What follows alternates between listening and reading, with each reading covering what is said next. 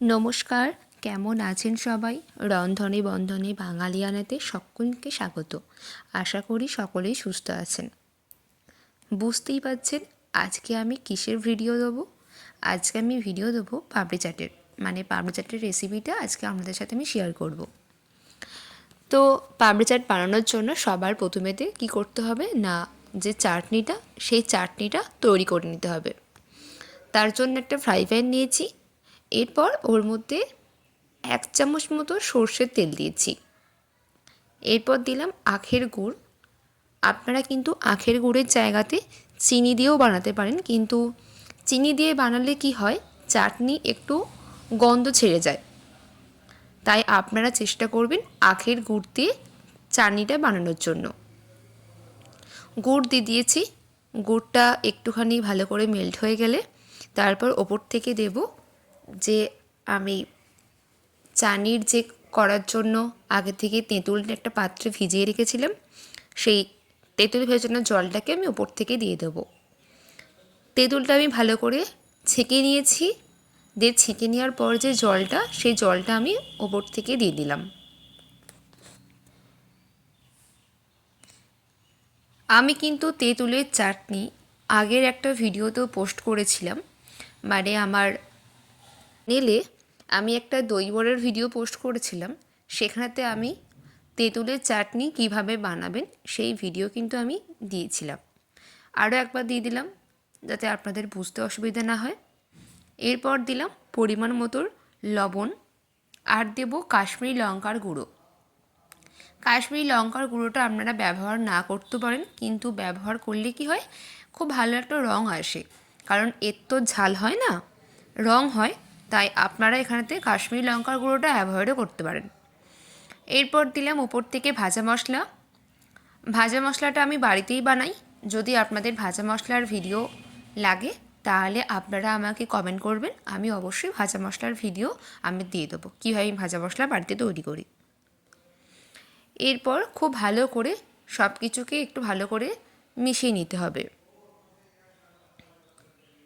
দেখুন পাশ থেকে খুব ভালো করে ফুটে এসছে চাটনিটা।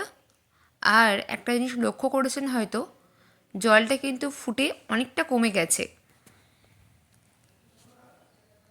আর মিনিট 15 পর গ্যাসটাকে একদম বন্ধ করে দেবো। মিনিট 15 ফোটাতে হবে, তারপর গ্যাসটাকে বন্ধ করে দেবো। 15 মিনিট পর দেখুন কতটা চাটনিটা মোটা হয়ে গেছে। এই পর্যায়ে আমি গ্যাসটাকে বন্ধ করে দেবো। এরপর একটা ধনেপাতা চাটনি বানিয়ে নেব। তার জন্য একটা মিক্সার বাটি নিয়েছি। দিলাম কয়েক টুকরো আদা, আর দেব কয়েক টুকরো কাঁচা লঙ্কা। অবশ্যই আপনারা আপনাদের ঝালটা ব্যালেন্স করে দেবেন। যতটা আপনারা ঝাল খাবেন ঠিক তেমন ঝাল দেবেন। আর দিলাম ওপর থেকে কিছুটা পরিমাণে তেঁতুল, আর দেব অনেকটা পরিমাণে ধনেপাতা। এরপর এটা খুব সুন্দর একটা মিহি পেস্ট করে নেব। দেখুন পেস্ট করা হয়ে গেছে, একটা বাটিতে ঢেলে দিলাম। আপনারা কিন্তু একদম জল মেশাবেন না, আমি কিন্তু একটুও জল মেশাইনি, খুব ধীরে সুস্থে ভালো করে বেটেছি। এরপর দেব ওপর থেকে পরিমাণ মতো লবণ। আপনারা বিট লবণও ব্যবহার করতে পারেন। আমি খাবার যে নর্মাল লবণ হয় সেই লবণ ব্যবহার করেছি। আপনারা নর্মাল লবণের জায়গাতে বিট লবণও ব্যবহার করতে পারেন। এরপর দেব ওপর থেকে ভাজা মশলা। ভাজা মশলা দেওয়ার পর ভাজা মশলার সঙ্গে চাটনিটা একটু মিশিয়ে নেব।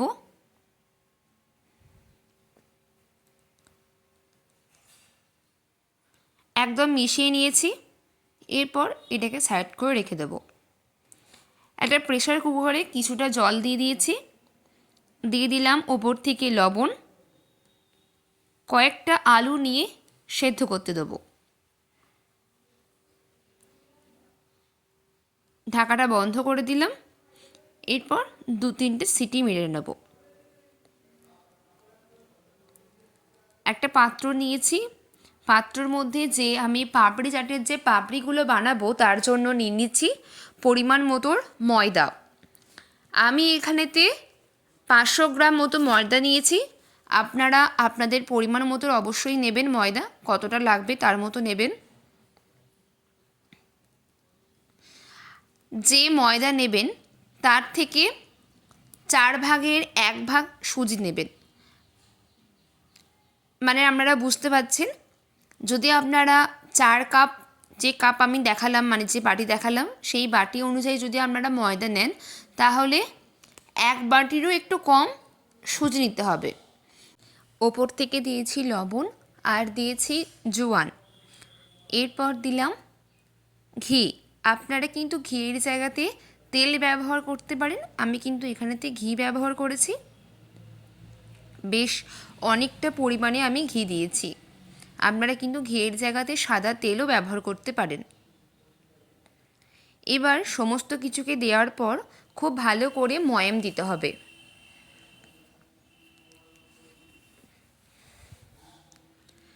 দেখুন, ঠিক যেমন করে হাতে চেপে চেপে আমি মাখছি, ঠিক সেইভাবে আপনারা হাতে চেপে চেপে ময়দাটাকে খুব সুন্দর করে মাখবেন। ময়দা কিন্তু ময়েম না দিলে কিন্তু পাপড়ি চাটের পাপড়িগুলো একদম ভালো হবে না, তাই ময়াম দেওয়াটা অবশ্যই দরকার। তাই খুব ভালো করে ময়দাটাকে ময়াম দিয়ে নেবেন।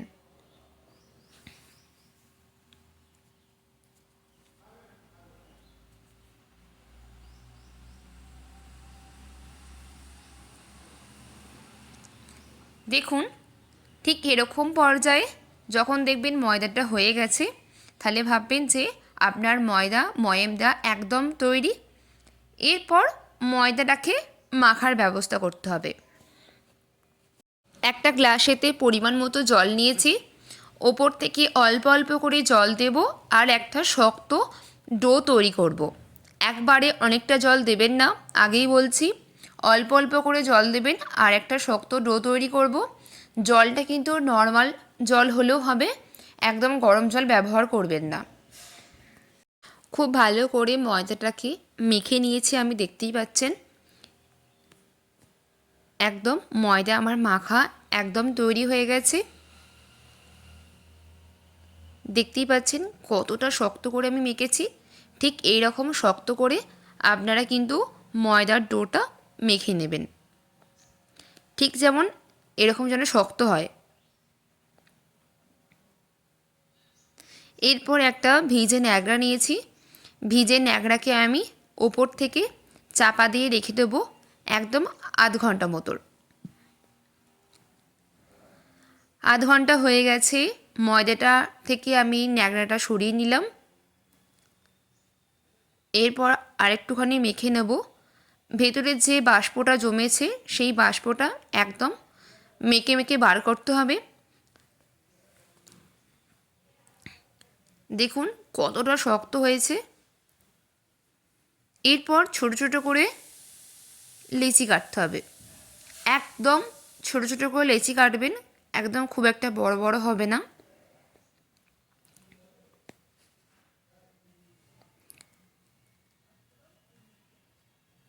একটা রুটিওয়ালা জায়গা নিয়েছি, সেখানেতে একদম ছোট ছোট করে, ছোট খুব একটা বলা যায় না, মাঝারি সাইজ মানে ছোট থেকে একটুখানি বড় মাপের করে, যেমন করে রুটি বা লুচি বেলেন ঠিক তেমনভাবেই বেলতে হবে। একটা কাঁটা চামচ নিয়েছি, কাঁটা চামচে করে চারদিকটা খুব ভালো করে ফুটো ফুটো করতে হবে। এরকম করে প্রত্যেকটা গোছিকে আমি খুব সুন্দর করে বেলে নেব।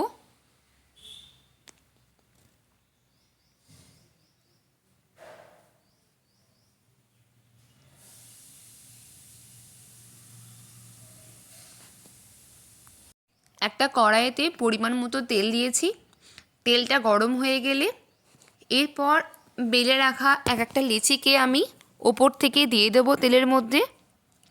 গ্যাসের ফ্লেমটাকে লো টু মিডিয়াম করে রাখবেন, না হলে একবারে ভেজে যখন ভাজবেন তখন একবার লাল লাল করে হয়ে যাবে ভাজাটা। তার থেকে গ্যাসটাকে লো টু ফ্লেম করে রাখলে কী হবে, ভাজাটা ধীরে সুস্থে হবে আর ভাজাটা খুব সুন্দর হবে। খুব ভালো করে এপিট ওপিট সুন্দর করে একটু লাল লাল করে ভাজতে হবে।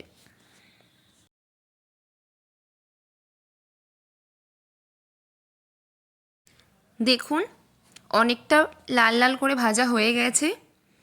এরপর আমি পাপড়িগুলোকে খুব ভালো করে তেল ঝরিয়ে তুলে নেব।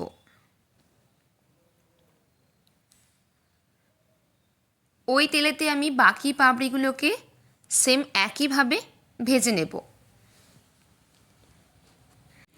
প্রত্যেকটা পাপড়ি আমার ভাজা হয়ে গেছে। দেখুন কতটা শক্ত হয়েছে আর কতটা মুচমুচে হয়েছে। আপনাদের ঘরে ভেঙে দেখালাম। এরপর চলুন একটা সুন্দর করে প্লেট সাজিয়ে নেওয়া যাক। প্রত্যেকটা পাপড়িকে একে একে দিয়ে দিচ্ছি। আপনারা চাইলে পাপড়ির সাইজ ছোট অথবা বড় করতে পারেন। আপনারা যেমন সাইজ পছন্দ করেন ঠিক তেমন সাইজে করবেন।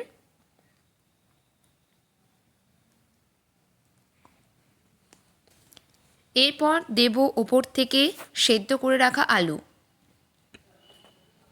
আমি যে আলুটাকে সেদ্ধ করেছিলাম একটা ছুরির সাহায্যে খুব ভালো করে পিস পিস করে চারচৌকো করে কেটে নেব। দিয়ে আমি ওপর থেকে আলুর টুকরোগুলোকে খুব সুন্দর করে সাজিয়ে দেব।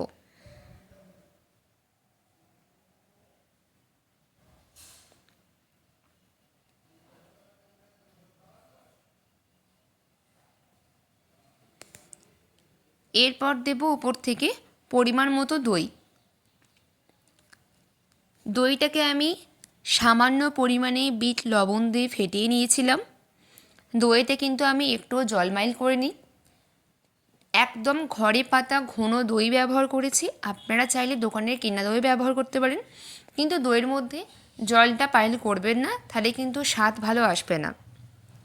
ওপর থেকে দিলাম ধনেপাতা চাটনি। যে ধনেপাতা চাটনিটা আমি বানিয়েছি সেই চাটনিটা আমি ওপর থেকে দিয়ে দিলাম। এরপর দেবো ওপর থেকে তেঁতুলের চাটনি।